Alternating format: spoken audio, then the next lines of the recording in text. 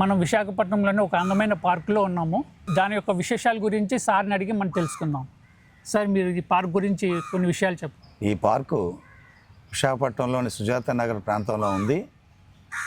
ఈ పార్కుని 3 సంవత్సరాల నుంచి నిర్మాణం చేయాలని చెప్పేసి అప్పుడు అధికారుల్ని, అదేవిధంగా ప్రజాప్రతినిధుల్ని మేము కాలనీ వాసులుగా అందరం కూడా వెళ్ళి అప్రోచ్ అయిన తర్వాత వాళ్ళు ఈ పార్కుని డెవలప్ చేయడం అనేది జరిగింది. ఈ పార్కు నిర్మాణం కోసం సుమారుగా జీవీఎంసీ వాళ్ళు 2,20,00,000 రూపాయల వరకు సుమారుగా ఖర్చు పెట్టడం అనేది జరిగింది.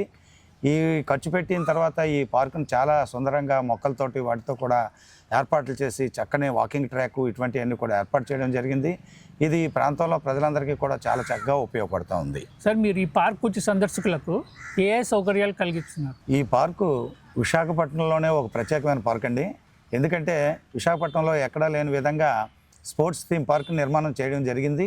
వాలీబాల్, షటిల్, క్రికెట్ ఇటువంటి ఆటలన్నీ ఆడుకునే దానికోసం ఏర్పాట్లు చేయడం జరిగింది. పిల్లలకి చక్కని ఎక్విప్మెంట్ కూడా ప్రొవైడ్ చేసాం. వీటితో పాటు వయసుతో సంబంధం లేకుండా అన్ని రకాల వయసుల వాళ్ళు ఎక్సర్సైజ్ చేసుకోవడం కోసం జిమ్ కూడా ఏర్పాటు చేసాం.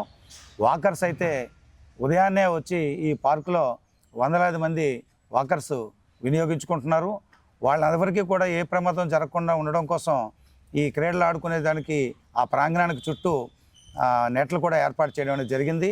పిల్లలకి మన సంస్కృతిని పరిచయం చేసే దాంట్లో భాగంగా వాళ్ళకి శాస్త్రీయ సంగీతం, అదేవిధంగా భరతనాట్యం లాంటి నాట్యాలు కూడా నేర్పించడం అనేది జరుగుతూ ఉంది. శరీరం ఆరోగ్యం అంతా కూడా చాలా బాగా ఉండాలనే ఉద్దేశంతో వయసుతో సంబంధం లేకుండా పెద్దవాళ్ళకి, చిన్నవాళ్ళకి, మగవాళ్ళకి, ఆడవాళ్ళకి అందరికీ కూడా ఇక్కడ యోగా కూడా ఉచితంగా ఏర్పాటు చేసాం. వాళ్ళందరూ కూడా చాలామంది వచ్చి ఈ యోగాని కూడా చేస్తూ కూడా ఆరోగ్యంగా ఉన్నారు. మీరు ఇక్కడికి వచ్చే సందర్శకులకు ఏమైనా హెల్త్ క్యాంప్స్ కండక్ట్ చేస్తున్నారా?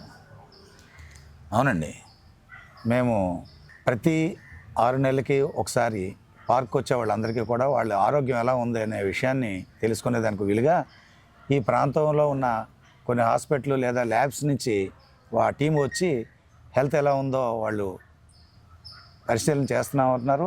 వాళ్ళందరికీ కూడా రిపోర్ట్లు కూడా అందజేయడం అనేది జరుగుతూ ఉందండి. మీరు ఈ పార్క్ అభివృద్ధికి మీ ఫ్యూచర్ ప్లాన్స్ ఏంటి? ఇంత చక్కగా నిర్వహిస్తున్న ఈ పార్కులో ఇంకా చిన్న చిన్న సమస్యలు ఉన్నాయండి. ఆ సమస్యలన్నింటినీ కూడా పరిష్కరించమని చెప్పేసి ప్రస్తుత ప్రతినిధుల్ని, ఎమ్మెల్యే గారిని, వీళ్ళందరినీ కూడా రిక్వెస్ట్ చేసి వీటన్నిటినీ పరిష్కరించమని చెప్పి కోరుతున్నాం. ఉదాహరణకి ఎంతోమంది ఉపయోగించుకుంటున్న ఈ యోగా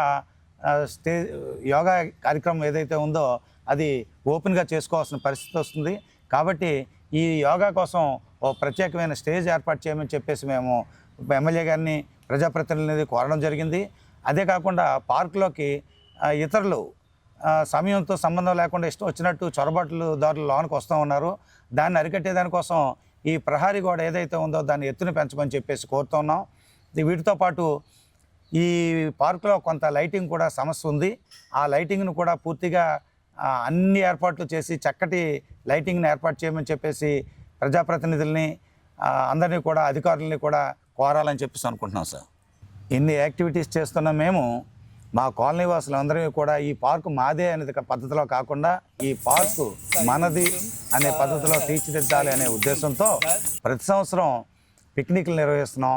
అదేవిధంగా ఈ ప్రాంతానికి చుట్టుపక్కల ఉండే వాళ్ళందరినీ కూడా పిలిచి 31st నైట్ సంవత్సరం చివరి రోజులో పాత సంవత్సరానికి వీడ్కోలు పలుకుతూ, కొత్త సంవత్సరానికి ఆహ్వానం పలుకుతూ కార్యక్రమాలు, సంబరాలు చేసుకుంటున్నాము. స్పోర్ట్స్, అదేవిధంగా కల్చరల్ యాక్టివిటీస్ అవి కూడా నిర్వహించి ఆనందంగా గడపడం అనేది మా పార్క్ యొక్క ప్రత్యేకత.